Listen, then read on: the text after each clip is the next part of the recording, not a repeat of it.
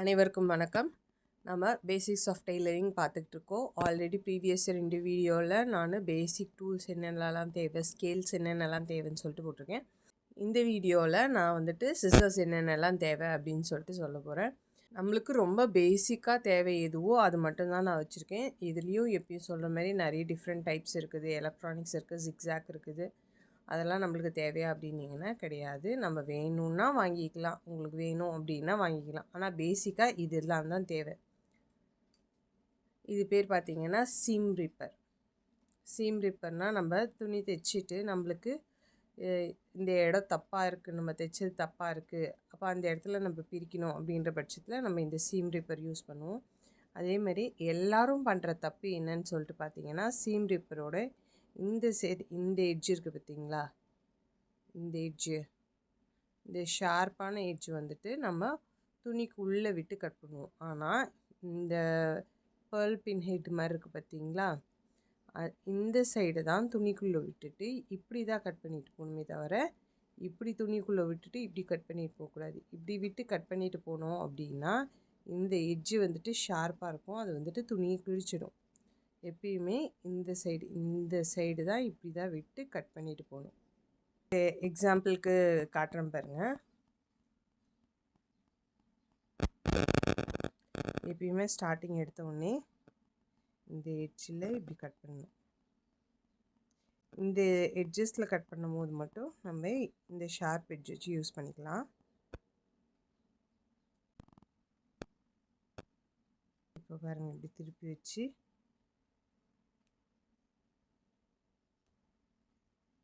பிரிஞ்சிருச்சுங்களா.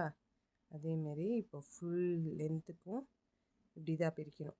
இந்த ஹெட்டு உள்ளே விட்டுட்டு நம்மளுக்கு கொஞ்சம் கூட இந்த பிரிஞ்சே இல்லை பாருங்கள். ஆனால் இந்த ஹெட் இருக்க சைடு உள்ளே விட்டு இழுத்தோம்னா ஃபுல்லாக பிரிஞ்சு வந்துடும்.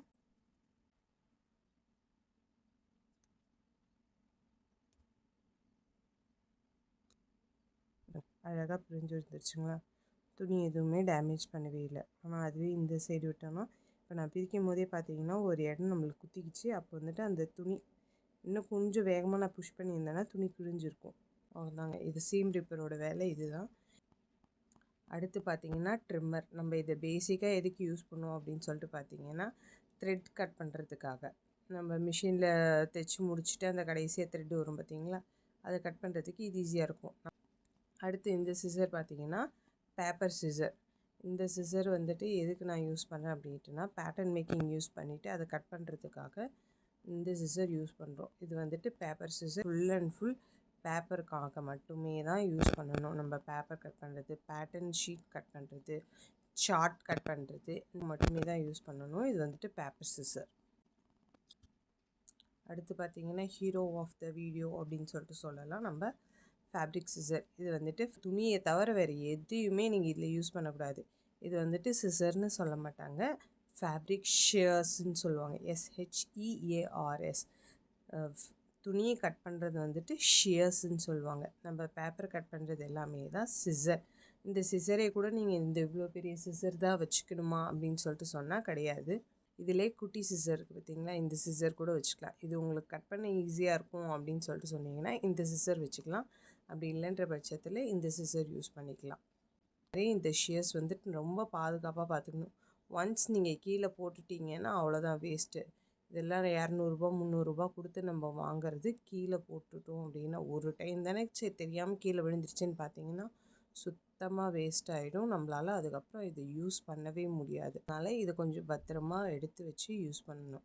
அடுத்து பார்த்திங்கன்னா ஜிக்ஸாக் சிசர் எதுக்கு யூஸ் பண்ணுவோம் அப்படின்னு சொல்லிட்டு பார்த்தீங்கன்னா, நம்ம துணி எல்லாம் சைடில் பிரிஞ்சு வரும் பார்த்திங்களா, அப்போது பிரிஞ்சு வராமல் இருக்கிறதுக்காக யூஸ் பண்ணுறது தான் இந்த ஜிக்ஸாக் சிசர்.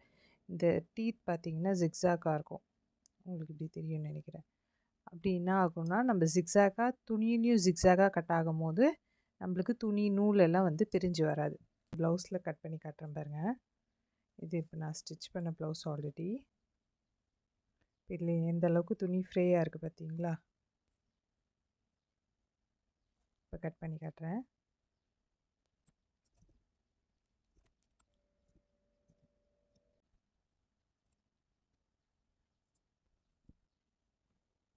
பார்த்தீங்கன்னா இதை கட் பண்ண பிறகு இப்படி தான் இருக்கும். இப்போ நீங்கள் இழுத்து பார்த்தீங்கன்னா இதுலேருந்து உங்களுக்கு நூல் வரவே வராது. இந்த கட் சரியா இல்லை, அதனால இங்கே நூல் உங்களுக்கு தெரியுது. பார்த்தீங்கன்னா நூல் உங்களுக்கு எங்கேயுமே வெளில வராது, ஃப்ரீ ஆகாது.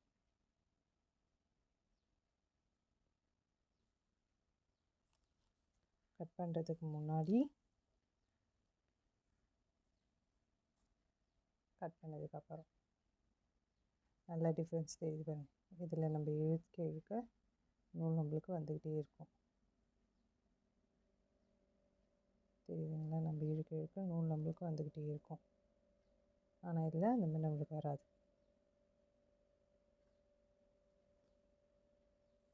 நல்லா பிடிச்சி இழுக்கிறீங்க பாருங்கள், நல்லா தான் பிடிச்சி இழுக்கிறேன் நான். ஆனால் இதில் நூல் வரல, இதில் நமக்கு நூல் வருது.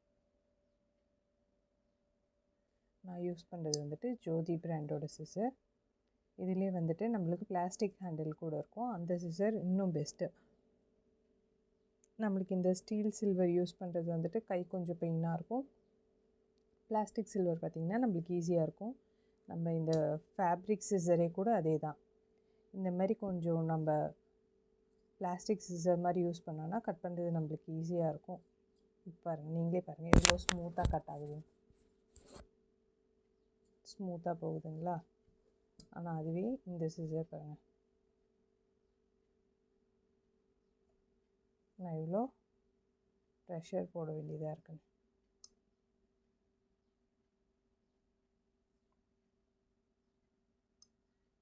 இந்த சிசர் பாருங்கள்,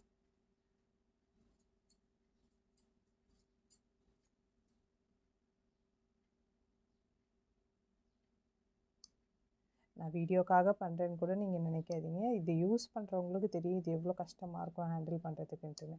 எப்பயுமே பிளாஸ்டிக்கில் போக பாருங்கள். உங்கள்கிட்ட ஓவர்லாக் இருந்தது அப்படின்னா நம்மளுக்கு ஜிக்ஸாக் சிசர் தேவை இல்லை. எலக்ட்ரிக் கட்டர்னு சொல்லிட்டு வந்திருக்கு.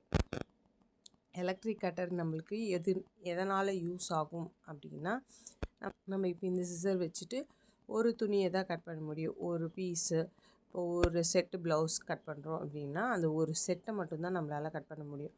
ஒரு 2-3 செட்டு நம்ம சேர்த்து வச்சு கட் பண்ணுறோன்னா அந்த டைமில் நம்ம எலக்ட்ரிக் சிசர் யூஸ் பண்ணிக்கலாம். எலக்ட்ரிக் சிசர் என்ன பண்ணும், ஒரே டைம்லேயே 4-5 துணி கூட நீங்கள் கட் பண்ணிக்கலாம். அது அவ்வளோ கன்வீனியண்ட்டாக இருக்குது. அவ்வளோதாங்க, சிசர்ஸ் இவ்வளோ தான். Thank you for watching. Keep smiling.